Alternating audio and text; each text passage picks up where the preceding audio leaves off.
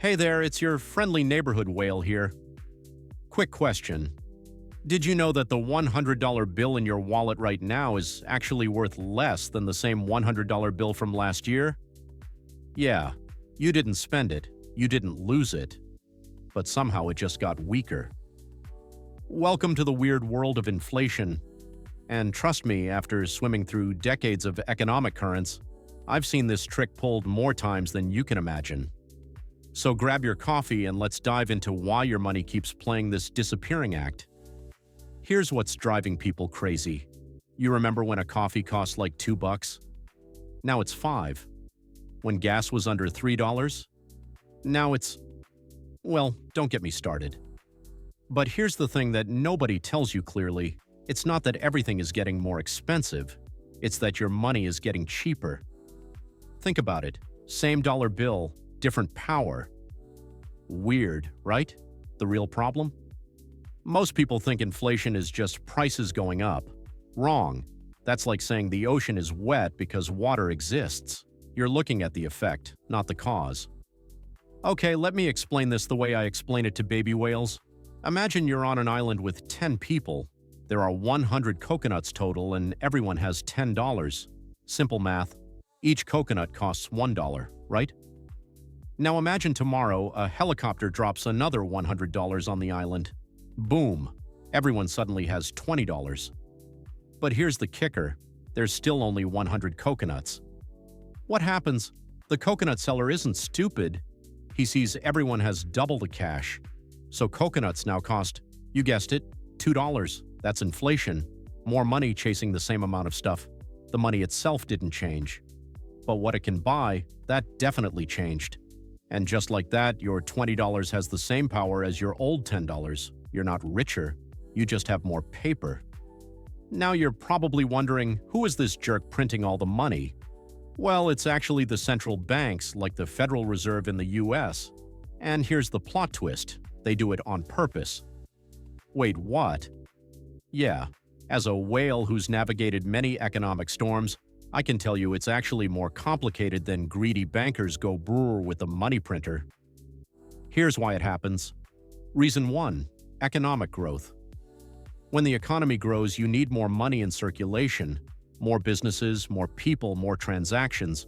If you don't add money, you get deflation, which sounds good but is actually worse. We'll get to that. Reason 2.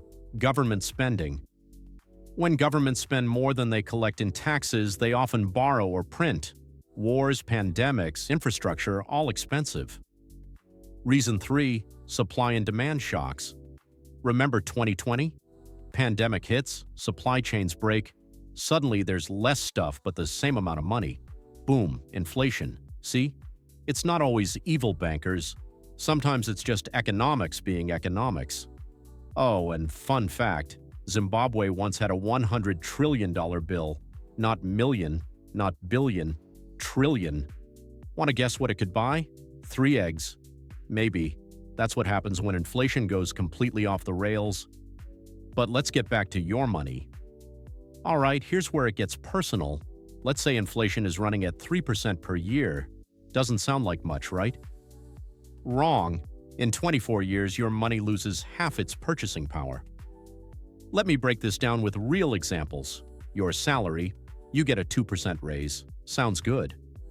But if inflation is 3%, you actually got poorer by 1%. Your boss just gave you a pay cut disguised as a raise.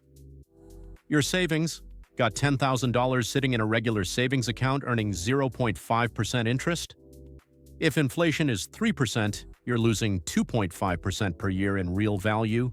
That's $250 just evaporating. Your debt. Now here's the twist, and nobody talks about this. If you have fixed-rate debt, inflation actually helps you. Wait, what? Think about it. You borrowed $100,000 at 4% interest.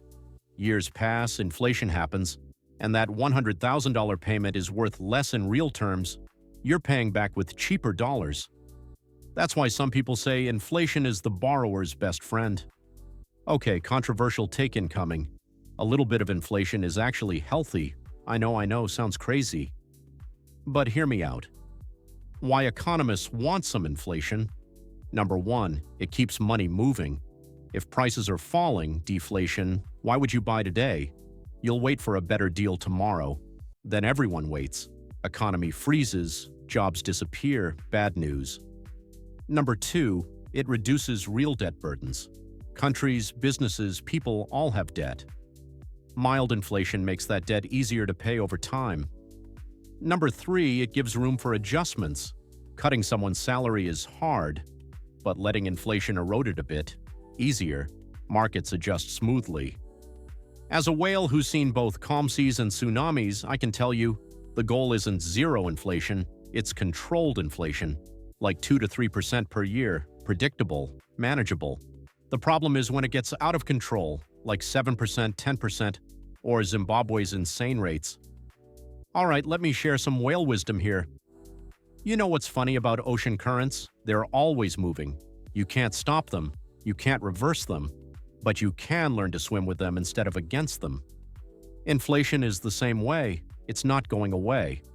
Governments will keep managing money supply, economies will keep growing, prices will keep changing.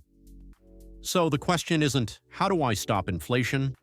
The question is, how do I protect my wealth despite inflation?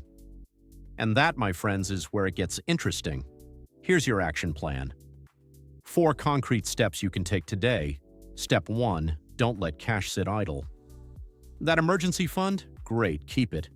But in a high-yield savings account, not a regular one earning 0.01%, look for accounts paying 4 to 5% right now.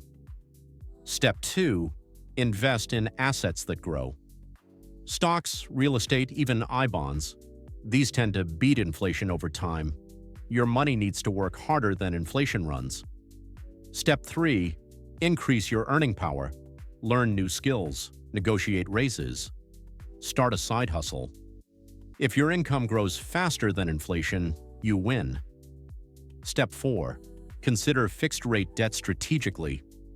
If you're buying a house and you can lock in a 4% mortgage while inflation is 3% plus, that's actually not bad. You're borrowing money that will be worth less when you pay it back. Just don't go crazy. Debt is still debt. Oh, and one more thing that'll blow your mind. A single dollar from 1913, when the Federal Reserve was created, would need to be worth over $30 today to have the same buying power. That's over a century of inflation at work. Your grandparents weren't lying when they said, back in my day, a movie ticket cost a nickel. All right, let's recap because this is important. Inflation equals your money loses purchasing power. It happens when too much money chases too little stuff.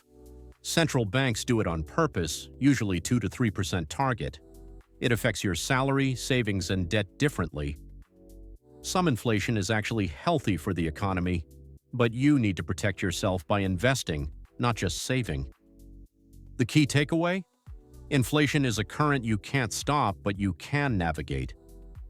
Look, I've been swimming through these financial waters for a long time, and I wish someone had explained this to me early on. So if this helped, do me a favor. Hit that like button. It really helps the YouTube algorithm push this to more people who need it. Subscribe if you want more finance stuff explained in simple terms by a whale in a tie.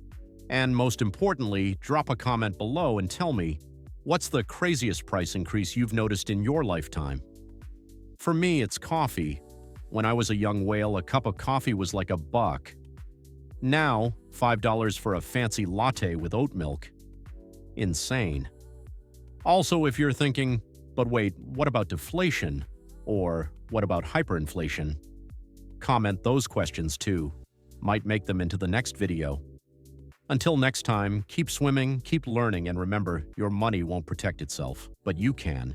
This is your whale friend signing off. See you in the next one.